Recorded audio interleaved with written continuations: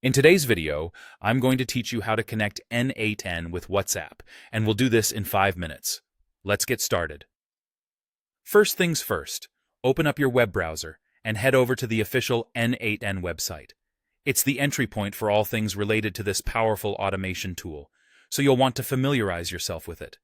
Go ahead and navigate through the site until you find the Sign In button. Click on it to log into your account. If you don't have one, you'll need to sign up, of course. This step is crucial as you'll need access to your own N8n workspace to follow along. Before diving into N8n, ensure you've got your WhatsApp business account all set up. This is necessary to integrate WhatsApp within the N8n environment. It's essential that you create a new application in your Meta Developer account as well. This setup is fundamental for handling WhatsApp messaging.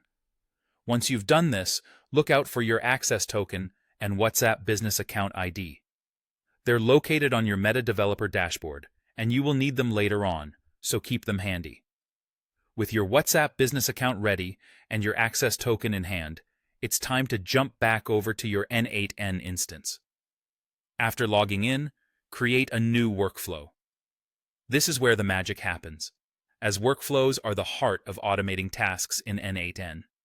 You'll want to add a WhatsApp node to your workflow, something like Send Message or Receive Message, depending on your needs.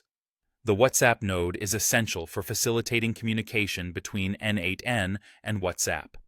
Next, navigate to Settings in your N8n instance and find your way to the Credentials section. This is where you'll be able to securely store and manage the credentials needed for different